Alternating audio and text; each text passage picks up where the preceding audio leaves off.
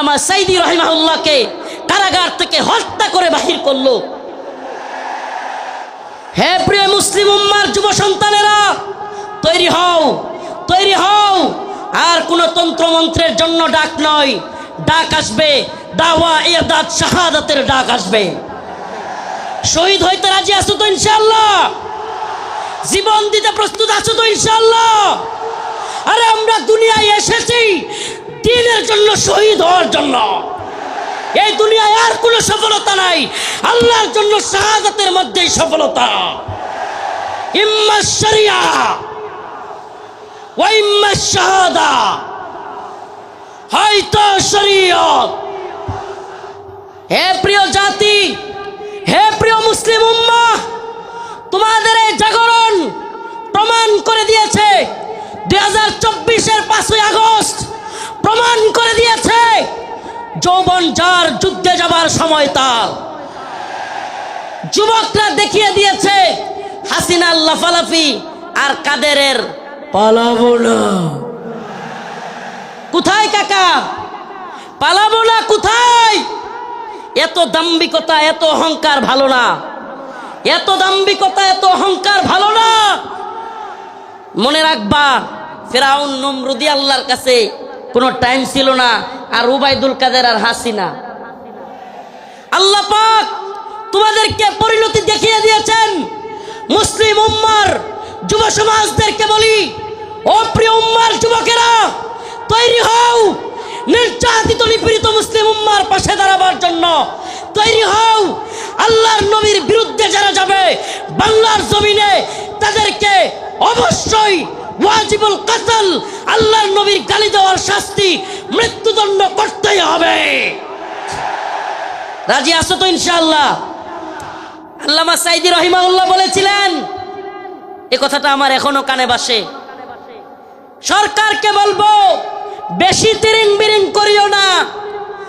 বাংলার জনগণ বেশি তিরিং বিরিং করলে এমন এক ফ্লাইং কিক মারবে, মামার বাড়ি দিল্লি গিয়া পড়বা। অনেকে হয়তো আমার মতো আপনারাও চিন্তা করেন, হাজার হাজার মানুষকে গুলি করে মারলো, ছাত্রদেরকে গুলি করলো, স্কুলের মাদ্রাসার ছাত্রদেরকে গুলি করলো, হেলিকপ্টার থেকে গুলি করলো, এদেশের সর্বজন শ্রদ্ধেয় আলেমদেরকে কারাগারে নিয়ে বন্দি করলো, রিমান্ডের নামে নির্যাতন করলো, জুলুম করলো।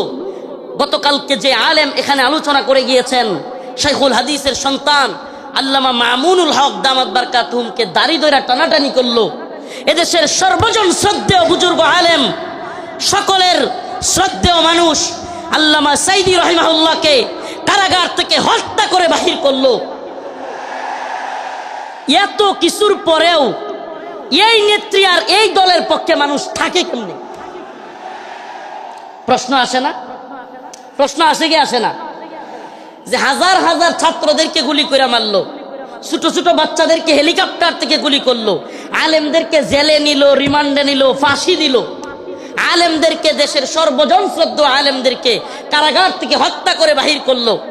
আমাকে ব্যক্তিগতভাবে আমাকে জুব্বা টেনে হিচড়ে ডিবি হারুনের নেতৃত্বে, এটা সবাই জানেন, জুব্বা খোলা হলো, আমার পরনের লঙ্গি খোলা হলো, এগুলো খুলে মহিলা দিয়া জড়ায়া দইরা ছবি ভিডিও তোলা হলো। অসংখ্য আলেমের নির্যাতনের, নিপীড়নের গল্প শুনলে গা শিউরে উঠবে। যৌনাঙ্গে পর্যন্ত চাপ দিল আলেমদের। এত কিছুর পরেও এই নেত্রী যে তার কর্মীদেরকে রাইখা পালায়, তার পক্ষে কিভাবে লোকেরা থাকে? প্রশ্ন আসে না? আসলে আল্লাহ বলেন, খতামাল্লাহু আলা কুলুবিহিম ওয়া আলা সামইহিম ওয়া আলা আবসারিহিম গিশাওয়া। আল্লাহ পাক এদের অন্তরের মধ্যে সিলমোহর মেরে দিছে। আল্লাহ পাক এদের কানের মধ্যেও সিলমোহর মেরে দিছে। আল্লাহ পাক এদের চোখের উপরে পর্দা ফেলে দিয়েছে। এরা সেই হাসিনা সরকারের আমলের এত নির্যাতন নিপীড়ন দেখেও দেখবে না। যেমন নির্লজ্জ বেহায়া তার নেত্রী, এমন নির্লজ্জ বেহায়া কর্মী।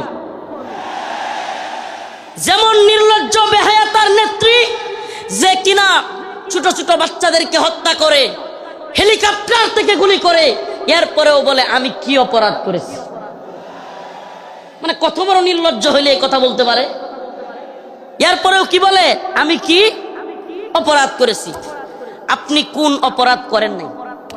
প্রশ্ন এটা হইতে পারে যে আপনি কোন অপরাধ করেন নাই, আমাকে এমন একটা অপরাধ দেখান। ও প্রিয় মুসলিম উম্মাহ, বাংলাদেশের বাইতুল মুকাররমে হেফাজতে ইসলামের আন্দোলনে হাসিনার পুলিশ বুট পয়রা জুতা পয়রা দেশের জাতীয় মসজিদে আলেমদেরকে গুলি করে নাই। এর চাইতে জঘন্য আর কি হইতে পারে? তা আপনি কোনটা করেন নাই বলেন? আমাদেরকে তাহাজ্জুদের আর এই কোরআন তিলাওয়াতের গল্প শোনায়া আপনি কোন আকামটা করেন নাই?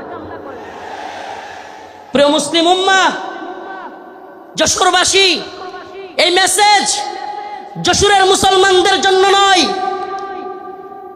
এই মেসেজ আজকের এই আলোচনা আমার এই দেশবাসীর জন্য আমি রেখে যেতে চাই। আমি আমার কথাগুলো সকলের কানে পৌঁছে দিতে চাই। ও প্রিয় উম্মাহ, প্রিয় জাতি, আমরা চেয়েছি আমাদের অন্তর থেকে আমাদের ছাত্ররা, আমাদের শিক্ষকরা, আমাদের কলামিস্ট, বুদ্ধিজীবী, মুফতি, বক্তা, ছাত্র, সকল শ্রেণী পেশার মানুষ, আমরা চেয়েছি আল্লাহ পাক হাসিনাকে এই ভূখণ্ড থেকে, আমাদের উপর থেকে, জুলুম থেকে বাঁচাক। আল্লাহ পাক আমাদেরকে বাঁচাইছেন কি বাঁচান নাই? তার মানে আমরা মন থেকে সম্মিলিতভাবে চাইলে পাওয়া যায়। পাওয়া যায় কি যায় না? বলেন, পাওয়া যায় কি যায় না? ইন্নাল্লাহা লা ইউগাইয়িরু মা বিকওমিন হাত্তা ইউগাইয়িরু মা বিআনফুসিহিম। আল্লাহ পাক ততক্ষণ পর্যন্ত কোনো জাতিকে পরিবর্তন করেন না যতক্ষণ না সে জাতি নিজেরা পরিবর্তন চায় এবং পরিবর্তন হয়। সুবহানাল্লাহ। তো আমরা পরিবর্তন চেয়েছিলাম, পেয়েছি। পাইছি কি পাই নাই? এখন আমাদের আরেকটা পরিবর্তন দরকার। আমাদের মূল বিজয় সেটা। এ বিজয় আমাদের মূল বিজয় না। এ বিজয় যদি আমাদের মূল বিজয় হইতো, তাইলে আমরা আল্লাহর নবীরে কেউ কটূক্তি করলে, গালি দিলে আমরা এই রায় পাইতাম যে তার শাস্তি হবে মৃত্যুদণ্ড। তার শাস্তি কি? এই ব্যাপারে ইমামগণ একমত। আল্লাহর নবীকে নিয়ে কেউ কটূক্তি করলে, ব্যঙ্গচিত্র করলে তার শাস্তি মৃত্যুদণ্ড। প্রিয় ভাইরা আমার, বন্ধুগণ আমার, আল্লাহর নবীকে সাহাবায়ে কেরাম কেমন ভালোবাসতেন! আল্লাহর নবী সাল্লাল্লাহু আলাইহি ওয়াসাল্লামকে তার সাহাবীরা কেমন ভালোবাসতেন! কাব বিন আশরাফ নামে ইহুদিদের এক নেতা ছিল। নাম কি? কাব বিন আশরাফ, এক ইহুদি নেতা। এত দেহ ছিল, অনেক বড় সড়ো ছিল দেহ, বিশাল দেহের আকৃতির লোক ছিল কাব বিন আশরাফ। বদর যুদ্ধে যখন মুসলমানরা বিজয়ী হয়েছে, কাব বিন আশরাফ কষ্টে তার অন্তর জ্বলে গেছে। বদর যুদ্ধে কাফেরদের বড় বড় নেতা আবু জাহেল সহ নিহত হয়ে গেছে, জাহান্নামে চলে গেছে। কাব বিন আশরাফের কলিজায় জ্বলন শুরু হয়ে গেছে। সেই মুহাম্মদ আরবি সাল্লাল্লাহু আলাইহি ওয়াসাল্লামকে নিয়ে বিভিন্ন ধরনের কটূক্তিমূলক কবিতা বানাইছে। তার মহিলা ভাড়া কইরা তাদেরকে দিয়াও রসুলের বিরুদ্ধে বিশুদ্ধার করাইছে। আল্লাহর নবী সাল্লাল্লাহু আলাইহি ওয়াসাল্লাম ডাকলেন কাব বিন আশরাফ, তাকে হত্যা করতে পারবে এমন কে আছো? সুবহানাল্লাহ বলেন। রাসূল সাল্লাল্লাহু আলাইহি ওয়াসাল্লাম নিজে ডাকলেন, হে আমার সাহাবারা, তোমাদের মধ্যে কে আছে কাব বিন আশরাফকে হত্যা করবে? অথচ আমার নবীর ব্যাপারে অনেকে বলে, রাসূল সাল্লাল্লাহু আলাইহি ওয়াসাল্লামকে কি বলে? রাসূল সাল্লাল্লাহু আলাইহি ওয়াসাল্লাম এক গালে মারলে আরেক গাল পাইতা দিতেন। ছোটবেলায় এগুলো শুনতাম, নাউজুবিল্লাহ। রসুলের এক গালে মারবে আর সাহাবায়ে কেরাম বসে বসে দেখবে। ইসলাম সন্ন্যাসী মার্কা ধর্ম না। ইসলাম সন্ন্যাসী মার্কা, সন্ন্যাসীগিরি, গান্ধীগিরি ইসলামে চলে না। ইসলামের বাণী একবারে সুস্পষ্ট, ফায়াকতুলুনা ওয়া ইউকতালুন, হয় মরো নাইলে মারো। দিনের প্রয়োজনে মারতে হবে, মরতে হবে, ইনশাআল্লাহ। দিনের প্রয়োজনে মারতে হবে, মরতে হবে। মায়ের খাওয়াও সুন্নত, দেওয়াও সুন্নত। আমরা যদি খালি মায়ের খাইতাম, হাসিনার পতন হইতো। মাঝে মাঝে পিটানো দেওয়া লাগছে, কথা কয় না? যারা জালিমের পক্ষ নিবে, একটা কথা মনে রাখবেন, মুসলমান ইমানদার, সম্ভবত হযরত আলী রাদিয়াল্লাহু আনহুর কথা এটা, জালেমদের প্রতি সহানুভূতি দেখানো মাজলুমদের সাথে গাদ্দারি। আবারও বলছি, জালেমদের প্রতি উদারতা দেখানো মাজলুমদের সাথে গাদ্দারি। মাজলুমদের সাথে গাদ্দারি করা যাবে যাবে। কাব বিন আশরাফ আল্লাহর নবীর নিয়ে কটূক্তি করে। রাসূল সাল্লাল্লাহু আলাইহি ওয়াসাল্লাম বললেন, তোমাদের মধ্যে কে আছে যে কাব বিন আশরাফকে হত্যা করবে? আল্লাহর নবীর এক সাহাবী মুহাম্মদ বিন মাসলামা দাঁড়ায় গেলেন, ইয়া রাসূলুল্লাহ আতুহিব্বু আন তাকতুলাহু, ইয়া রাসূলুল্লাহ আপনি কি চান আমি তাকে হত্যা করি? রাসূল বললেন, অবশ্যই হ্যাঁ। মুহাম্মদ বিন মাসলামা বললেন, ইয়া রাসূলুল্লাহ আমাকে অনুমতি দেন, আমি একটু তার সাথে গল্প করব, বানায় সিনায় গল্প করব আর কি, তারা একটু খুশি করব। ইয়া রাসূলুল্লাহ আমার অনুমতি দেন। আল্লাহর নবী বললেন, অনুমতি দিলাম। রাসূলুল্লাহ সাল্লাল্লাহু আলাইহি ওয়াসাল্লামের অনুমতি পেয়ে মুহাম্মদ বিন মাসলামা রাদিয়াল্লাহু আনহু কাব বিন আশরাফের কাছে গেলেন। কাব বিন আশরাফের কাছে গিয়ে আল্লাহর নবীকে নিয়ে যেহেতু বলে আসছেন একটু গল্প করবেন বানায়া সিনায়া, যুদ্ধ মানেই ধোঁকা। আপনি সবকিছু যুদ্ধের ময়দানে শত্রুর বিরুদ্ধে সব কথা বলে দিয়ে আপনি পারবেন না। যুদ্ধ মানেই ধোঁকা, মাঝে মাঝে ধোঁকা দিতে হয়। তো কাব বিন আশরাফ রে গিয়া বললেন, আমরা তো মুহাম্মদ রে নিয়া খালি যাকাত চাই, খালি যাকাত দিতে হয়, সদকা দিতে হয়, বিপদে আছি মুহাম্মদ রে নিয়া। নাউজুবিল্লাহ। সাল্লাল্লাহু আলাইহি ওয়াসাল্লাম রাসূল সাল্লাল্লাহু আলাইহি ওয়াসাল্লামের ব্যাপারে কাব বিন আশরাফকে খুশি করার জন্য কাব খুব খুশি হয়ে গেল। আগেই কিন্তু অনুমতি নিয়ে আইছেন, আগেই অনুমতি নিয়েই আসছেন। আল্লাহর নবীর ব্যাপারে বললেন কাব বিন আশরাফকে, আমরা তো মুহাম্মদ রে নিয়ে বিপদে আছি সাল্লাল্লাহু আলাইহি ওয়াসাল্লাম, কি সদাকা যাকাত দিতে দিতে আমরা শেষ হয়ে যাচ্ছি। কাব কয়, কে আগেই কইছিলাম না? খুব খুশি হয়েছে, আগেই তো কইছিলাম। এবার মুহাম্মদ বিন মাসলামা বললেন, তোমার কাছে কিছু কর্জা চাই। কি চাই? কর্জা চাই, আমাদেরকে কিছু খাদ্য দাও। কাব বিন আশরাফ বলল, দিতে পারি কিন্তু কিছু বন্ধক রাখতে হবে। আল্লাহর নবীর সাহাবী মুহাম্মদ বিন মাসলামা রাদিয়াল্লাহু আনহু আল্লাহর নবীকে বলে এসেছেন, ও পয়গম্বর, ও আমার প্রিয় হাবিব, আমি অবশ্যই অবশ্যই কাব বিন আশরাফকে কতল করব, তবে আমাকে অনুমতি দেন আমি যেন কাব বিন আশরাফের সাথে খুশ গল্প করতে পারি। আল্লাহর নবী বললেন, অনুমতি দেয়া হলো। কাব বিন আশরাফকে মুহাম্মদ বিন মাসলামা রাদিয়াল্লাহু আনহু বললেন, মুহাম্মদ তিনি তো আমাদের কাছ থেকে বেশি বেশি সাদাকা আর যাকাত নিচ্ছেন, এমত অবস্থায় আমরা তো ফতুর হয়ে যাচ্ছি, কি করা? কাব খুব খুশি হয়ে গেল। কাব বলল, আগে তোমাদেরকে বলেছিলাম মুহাম্মদের পিছনে থাকবা না। এবার কাব বিন আশরাফের কাছে মুহাম্মদ বিন মাসলামা কিছু চাইলেন। সে বলল, দিতে পারি, শর্ত হলো কিছু বন্ধক রাখতে হবে। দিতে পারি, তবে শর্ত হলো কিছু বন্ধক রাখতে হবে। মুহাম্মদ বিন মাসলামা রাদিয়াল্লাহু আনহু বললেন, ঠিক আছে, কি বন্ধক চাও? কাব বিন আশরাফ বলল, তোমার বউরে বন্ধক দাও। নাউজুবিল্লাহ। এটার বডি ছিল অনেক লম্বা উঁচা, বিরাট সাইজের মানুষ। মুহাম্মদ বিন মাসলামা রাদিয়াল্লাহু আনহু বললেন, না, তোমার কাছে আমার বউ দেওয়া যাবে না। এবার মুহাম্মদ বিন মাসলামা রাদিয়াল্লাহু আনহু বললেন, দিতে পারি, আমার ডাল তলোয়ার এই তরবারিগুলো তোমার কাছে দিতে পারি। এগুলো বন্ধক রাখলেন।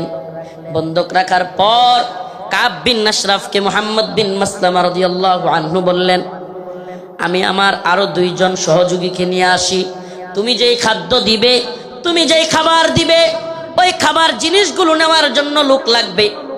আসলে কি, কাব বিন আশরাফের যে সাইজ, ওরে যদি ধরতে হয়, সাইজ করতে হয়, একা একা পারবেন না, এই জন্য আরো দুইজনকে আনতে গেছেন। সুবহানাল্লাহ। এবার উনি দুইজনকে নিয়ে আসলেন।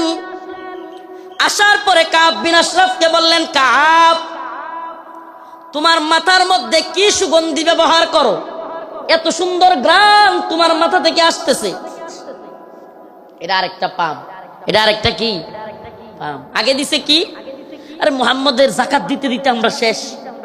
এতে করে সে খুশি হয়েছে, আগেই কইছিলাম না মুহাম্মদের পিছনে থাইকো না। নাউজুবিল্লাহ। তো এইবার কি পাম দিল? যে তোমার কল্লার মধ্যে, তোমার মাথার মধ্যে এমন কি সুগন্ধি দাও, এত সুগন্ধি আসতেছে, সুঘ্রাণ আসতেছে। কাব বিন আশরাফ খুশিতে গদগদ হয়ে গেছে, খুব খুশি হয়েছে, পাম দিছে। তো মুহাম্মদ বিন মাসলামা রাদিয়াল্লাহু আনহু বললেন, কাব, তোমার মাথার থেকে একটু সুঘ্রাণ নেওয়ার জন্য তোমার মাথাটা একটু আমাকে আগায় দিতে পারবা? মানে মাথা থেকে কি নিব? সুগন্ধি নিব। কাব বিন আশরাফ খুশি হয়ে গেল। খুশি হয়ে কাব বিন আশরাফ তার কল্লাটা আগায় দিল। ও যশোরবাসী, খুব মনোযোগ দিয়ে শুনবেন। আল্লাহর নবীর সাহাবা মুহাম্মদ বিন মাসলামা যখন কাব বিন আশরাফ কল্লাটা আগায় দিল, সাথে সাথে আল্লাহর নবীর সাহাবী মুহাম্মদ বিন মাসলামা কাব বিন আশরাফের কল্লা এইভাবে পেছায় ধরলেন। সুবহানাল্লাহ। কাব বিন আশরাফের কল্লা পেছায় ধইরা সঙ্গে সাথে থাকা অন্য সহপাঠীদেরকে বললেন, কাব বিন আশরাফের কল্লার মধ্যে কূপ দাও। সুবহানাল্লাহ। মুহাম্মদ বিন মাসলামা গলা চাইপা ধরলেন, আর কাব বিন আশরাফকে ওনার সাথীদেরকে বললেন, কূপ দাও। আল্লাহু আকবার বলে কাব বিন আশরাফের কল্লা ফেলে দিলেন। ও মুহাম্মদ আরবির উম্মতেরা, সেই জগৎ বিখ্যাত উক্তি শেখ খালিদ আর রশিদ ফাকাল্লাহু আসরার কণ্ঠে কণ্ঠ মিলিয়ে বলতে চাই, ইয়া উম্মতে মুহাম্মদ, ইয়া উম্মতে মুহাম্মদ, আমার নবীকে নিয়ে কটূক্তি করা হবে, আমার নবীকে নিয়ে ব্যঙ্গচিত্র বানানো হবে। আল্লাহর নবীর সাহাবায়ে কেরাম সহ্য করতে পারতেন না।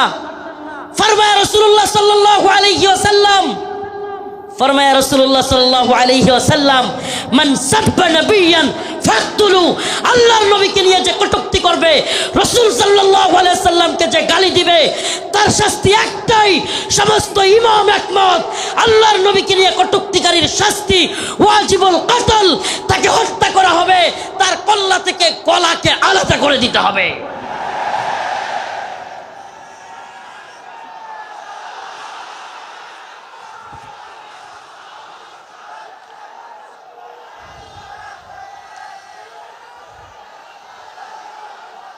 হে প্রিয় জাতি, হে প্রিয় মুসলিম উম্মাহ, তোমাদের এই জাগরণ প্রমাণ করে দিয়েছে, 2024-এর 5ই আগস্ট প্রমাণ করে দিয়েছে, যৌবন যার যুদ্ধে যাবার সময় তার।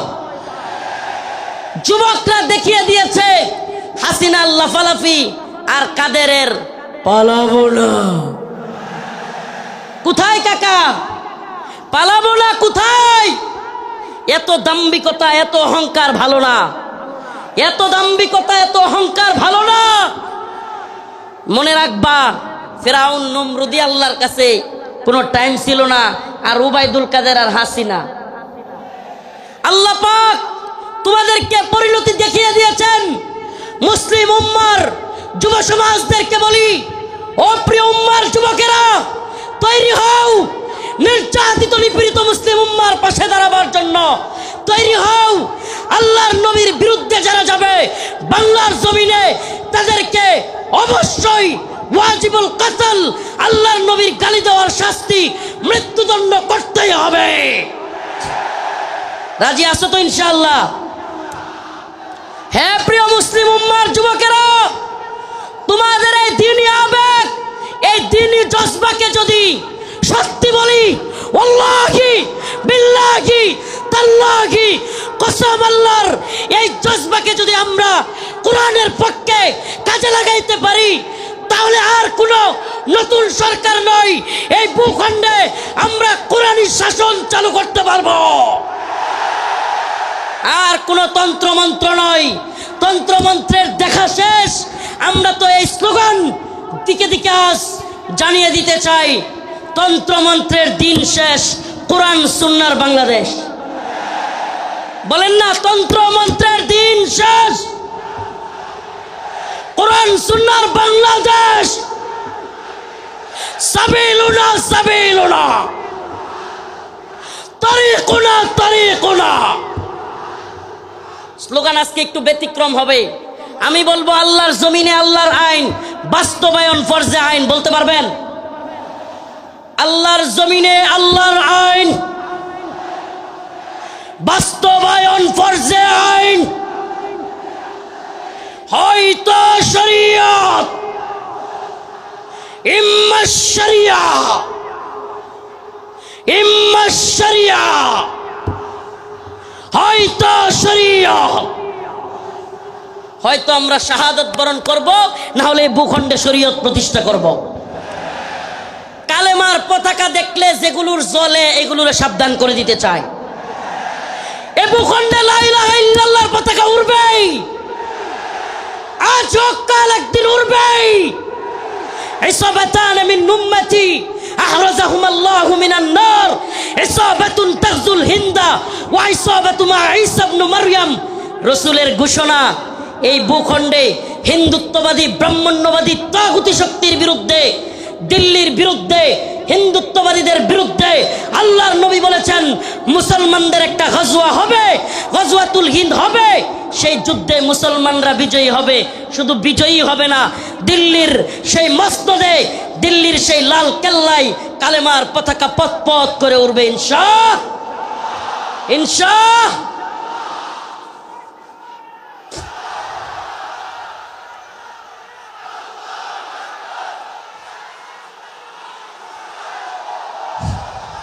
হে প্রিয় মুসলিম উম্মার যুব সন্তানেরা, তৈরি হও, তৈরি হও।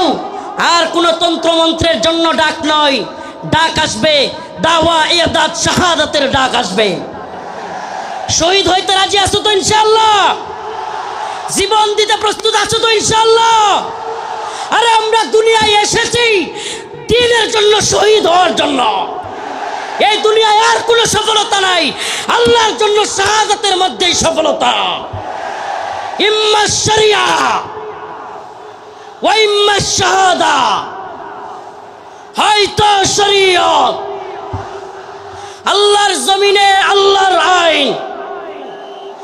এই জমিন কার? এই চিৎকার করে বলেন কার?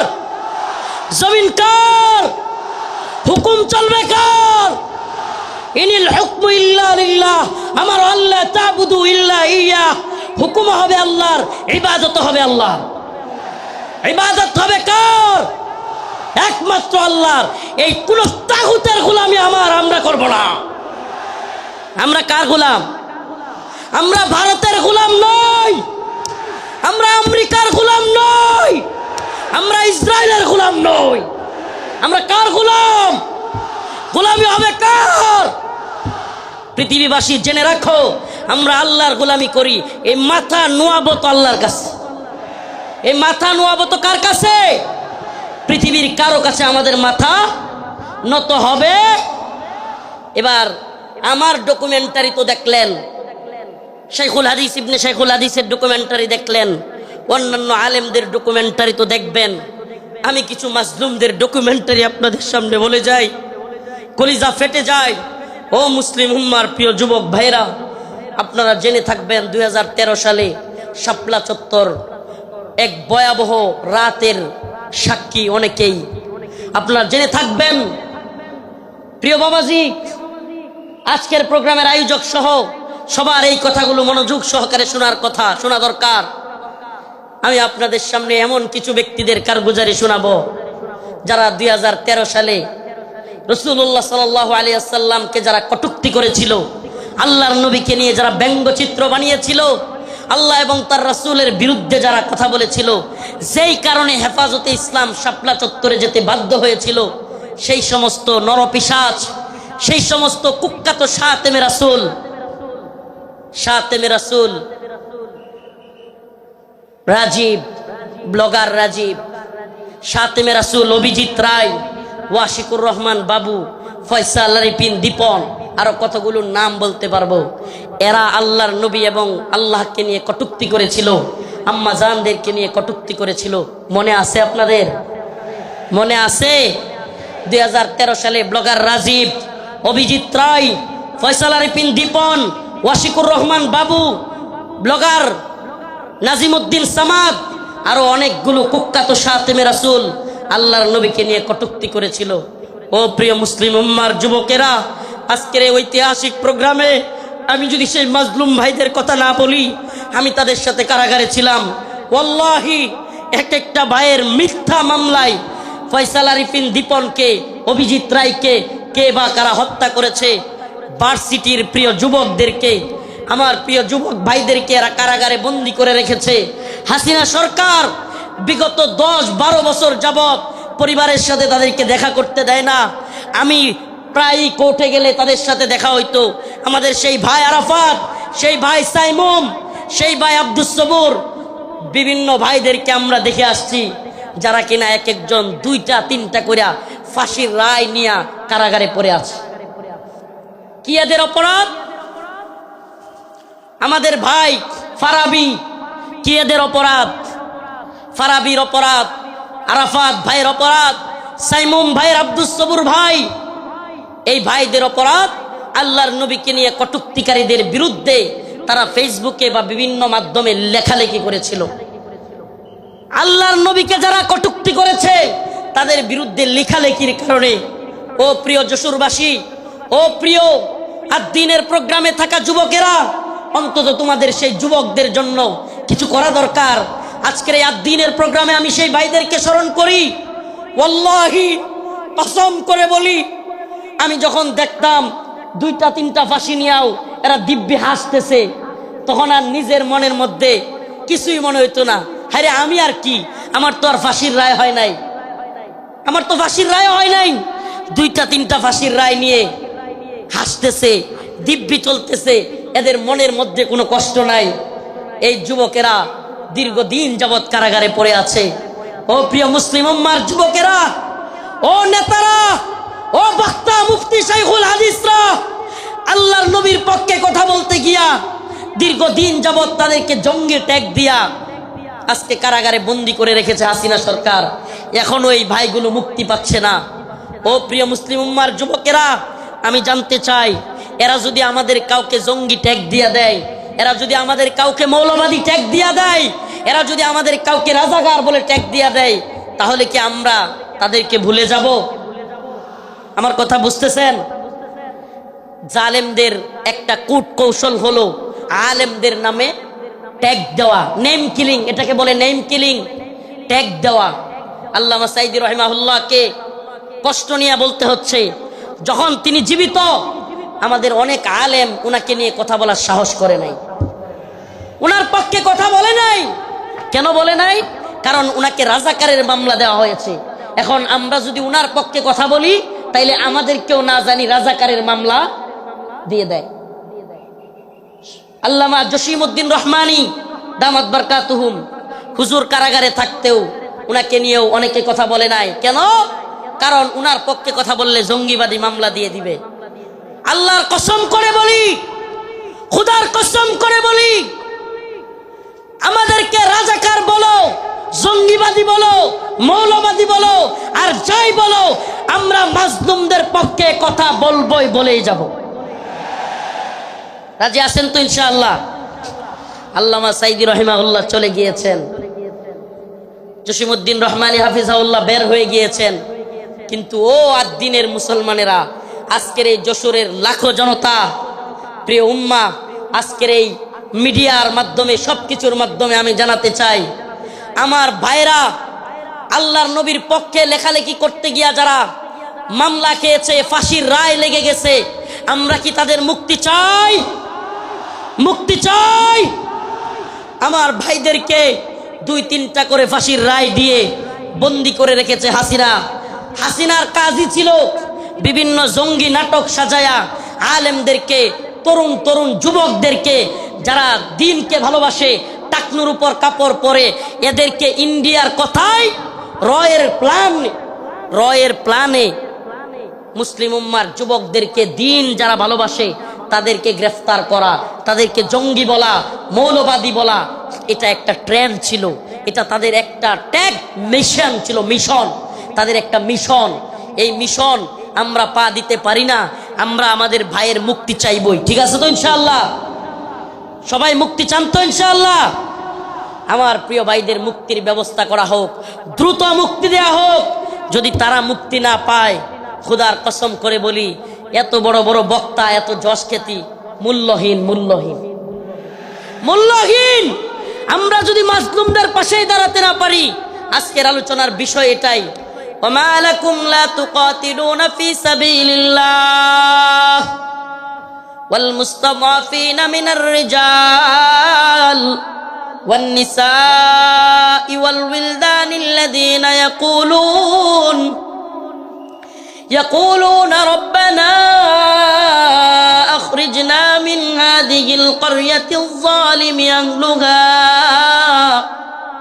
واجعل لنا من لدنك وليا واجعل لنا من لدنك نصيرا আল্লাহ রব্বুল আলামিন বলেন ওমা লাকুম লা তুকাতিলুনা ফি সাবিলিল্লাহ, তোমাদের কি হয়ে গেল? তোমরা আল্লাহর পথে কিতাল করতেছ না, যুদ্ধ করতেছ না। জিহাদ বললে অনেকে অপব্যাখ্যা করে, নফসের জিহাদ এটা সেটা অনেক অপব্যাখ্যা করে। কারণ কি? কারণ আল্লাহ বলছেন কুতিবা আলাইকুমুল কিতাল ওয়া হুয়া কুরহুল লাকুম। কারণ আল্লাহ পাক জানতেন জিহাদের ব্যাপারে অনেকের অ্যালার্জি থাকবে, অনেকে অপছন্দ করবে। আমাকে বলেন, আল্লাহ পাক যখন কোরআনে কারীম নাজিল করেছেন, আল্লাহর রাসূল কি জিহাদকে অপছন্দ করতেন? হ্যাঁ, সাহাবায়ে কেরাম অপছন্দ করতেন। তাহলে এই আয়াত কাদের জন্য? কুতিবা আলাইকুমুল কিতাল ওয়া হুয়া কুরহুল লাকুম, এই আয়াত কাদের জন্য? আল্লাহ পাক জিহাদকে, যুদ্ধকে ফরজ করেছেন দ্বীনের জন্য, অথচ তোমরা তা অপছন্দ করো। আল্লাহ বলছেন তোমাদের অনেক জিনিস আছে অপছন্দ, কিন্তু হুয়া খায়রুল লাকুম, সেটার মধ্যে কল্যাণ আছে। আমার তো মনে হয় আল্লাহ পাক, আমার মনে হয় না, এটাই তাফসীর, এটাই ব্যাখ্যা, যে আল্লাহ পাক সেই সমস্ত লোকদেরকে উদ্দেশ্য করে বলেছেন যারা জিহাদকে অপছন্দ করবে। সাহাবায়ে কেরাম জিহাদকে পছন্দ করতেন না, আল্লাহর নবী আল্লাহর দ্বীনের পক্ষে জিহাদকে পছন্দ করতেন না। যারা পছন্দ করে তাদের জন্য এই কথা। অথচ দিকে দিকে মাজলুম, ওমা লাকুম লা তুকাতিলুনা ফি সাবিলিল্লাহ, তোমাদের কি হয়ে গেল? তোমরা আল্লাহর পথে যুদ্ধ করতেছ না। ওয়াল মুস্তাদআফিনা মিনার রিজাল ওয়ান নিসাই ওয়াল বিলদান, দুর্বল নারীরা, দুর্বল বাচ্চারা চিৎকার করে করে বলতেছে ইয়াকুলুনা রব্বানা আখরিজনা, হে আল্লাহ আপনি আমাদেরকে বের করেন, মিন হাযিহিল ক্বরিয়াতিয যালিমি আহলুহা, এই ভূখণ্ডের মানুষরা বড় জালেম। ওয়াজআল লানা মিন লাদুনকা ওয়ালিয়া, আপনি আমাদের জন্য অভিভাবক পাঠান। ওয়াজআল লানা মিন লাদুনকা নাসীরা, আপনি আমাদের জন্য সাহায্যকারী পাঠান। মাজলুমদের সাহায্যকারী হইতে রাজি আছি তো ইনশাআল্লাহ? মাজলুমদের সাহায্যকারী হইতে রাজি আছি তো ইনশাআল্লাহ? তাইলে আজকে থেকে ইসরায়েলি পণ্য বয়কট, রাজি আছেন তো ইনশাআল্লাহ? আজকে থেকে যে সমস্ত মাজলুমরা রসুলের পক্ষে লিখতে গিয়ে, বলতে গিয়ে, আমার ভাই ফারাবি, আমার ভাই আরাফাত, সাইমুম, আমি আমার ভাই বলতেছি, পারলে আমারে মামলা দিয়ে দে, আমার যায় আসে না। তাদের সাথে আমারে মামলা দিয়ে দিলে আমার যায় আসে না, এরা আমাদের ভাই। আমরা অনেকেই সেই গাজী ইলমুদ্দিনের গল্প বলি। ভারতে রঙ্গিলা রাসূল বই লিখেছিল, নাউজুবিল্লাহ, সেই গল্প বলতে পছন্দ করি। কিন্তু বাংলাদেশের গাজী ইলমুদ্দিনরা 2-3টা করে ফাঁসির রায় নিয়ে কারাগারে পড়ে আছে, সেই খবর আমরা কেউ রাখি না। প্রিয় ভাইরা আমার, বন্ধুগণ আমার, মাজলুম উম্মার পক্ষে দাঁড়াতে হবে। আজকের আমার আলোচনার মূল কথা, মাজলুম উম্মার পাশে দাঁড়াতে, মাজলুম উম্মার পাশে দাঁড়াতে। ইন্নামাল মুমিনুনা ইখওয়া, মুমিন মুমিনের ভাই। আমার অন্য মুমিন ভাই কষ্ট পেলে আমার অন্তরে আঘাত আসবে। এদেশের কোন আলেমকে আল্লাহ না করুক জাতীয় আন্তর্জাতিক চক্রান্তের কারণে নতুন করে কেউ যদি, কোন জালেম যদি এদেশের কোন আলেমকে আবারও জুলুম করতে চায়, আবারও যদি শাইখুল হাদিস আল্লামা মামুনুল হককে, শাইখুল হাদিস আল্লামা মামুনুল হক সহ, মুফতি আমির হামজা সহ, মুফতি হারুন ইজহার, এদেশের অনেক বক্তা যারা কিনা কারাগারে ছিল, আবারও যদি সেই সমস্ত আলেমদেরকে কেউ গ্রেফতার করবার দুঃসাহস করে, জাতীয় আন্তর্জাতিক চক্রান্তের কারণে আবারও যদি আলেমদের দিকে কেউ চোখ তুলে তাকায়, কেউ যদি হাত তোলার সাহস করে, সেই হাত ভেঙ্গে গুড়িয়ে দেওয়ার হিম্মত আছে তো মুসলমান? আছে তো ইনশাআল্লাহ? জাতীয় আন্তর্জাতিক চক্রান্ত চলছে।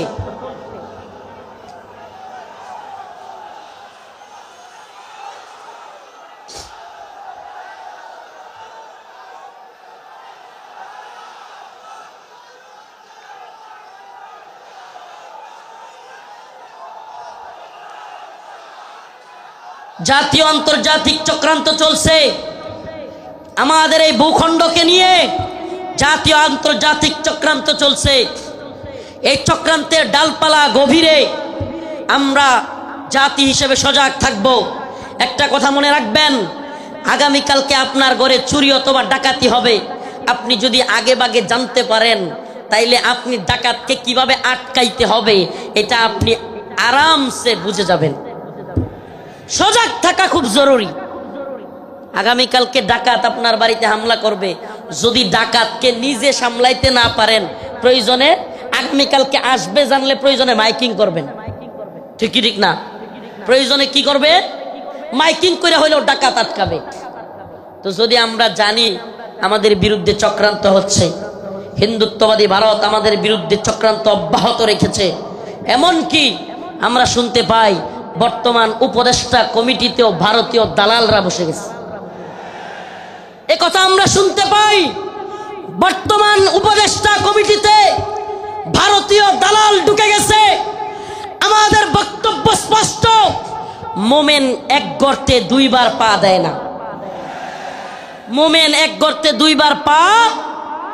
আমরা আর দুখা খেতে চাই না। আমরা আর কোন জালেমদেরকে, ইন্ডিয়ার গোলামদেরকে বাংলার ক্ষমতার মসনদে দেখতে চাই না।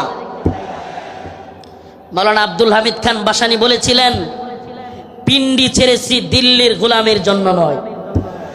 কথাটা মনে আছে আপনাদের? রাওয়ালপিন্ডি পিন্ডি ছেড়েছি দিল্লির গোলামির জন্য নয়। অর্থাৎ পাকিস্তানের পিন্ডি ছেড়েছি, ভারতের দিল্লির গোলামির জন্য নয়। আমি বলি পিন্ডি ছেড়েছি, দিল্লি ছেড়েছি, ওয়াশিংটনের গোলামির জন্য নয়। আমরা ওয়াশিংটনের গোলামি করব না। আমরা সমস্ত জাতীয় আন্তর্জাতিক চক্রান্তকে মোকাবেলা করে আমরা স্বাধীন চেতা, আমরা মুসলমান, আমরা স্বাধীন ভূখণ্ডে স্বাধীনভাবে বসবাস করতে চাই। আমরা কোরআন সুন্নাহ অনুযায়ী রাষ্ট্র ব্যবস্থা চাই। রাজি আছেন ইনশাআল্লাহ? ওয়ালাউ আন্না আহলাল কুরা আমানু ওয়াত্তাকাউ লাফাতাহনা আলাইহিম বারাকাতিম মিনাস সামাই ওয়াল আরদ। সুবহানাল্লাহ। আল্লাহ পাক বলেন, ওয়ালাউ আন্না আহলাল কুরা আমানু ওয়াত্তাকাউ লাফাতাহনা আলাইহিম বারাকাতিম মিনাস সামাই ওয়াল আরদ। আল্লাহ পাক বলেন, যদি জমিনের বাসিন্দারা তাকওয়া অবলম্বন করত এবং আল্লাহর আইন মেনে চলতো, তাহলে আল্লাহ পাক বারাকাতিম মিনাস সামাই ওয়াল আরদ, আসমান এবং জমিনের সমস্ত বারাকা খুলে দিতেন। সুবহানাল্লাহ। আল্লাহ পাক সমস্ত বারাকা খুলে দিতেন। এজন্য আমি স্লোগান ধরেছি, আল্লাহর জমিনে আল্লাহর আইন বাস্তবায়ন ফরজে আইন। এই তন্ত্রমন্ত্রের আইন 5 বছরের জন্য ইসলাম, এটা আমরা চাই না। আমরা চাই আজীবনের জন্য ইসলাম। ইসলাম কি 5 বছরের সীমায় গণ্ডিতে আবদ্ধ? ইসলাম 5 বছরের সীমান্তে আবদ্ধ নয়। ইসলাম 5 বছরের সীমানায় আবদ্ধ না। 5 বছর ভোট দিয়া নির্বাচিত করে ইসলাম কায়েম।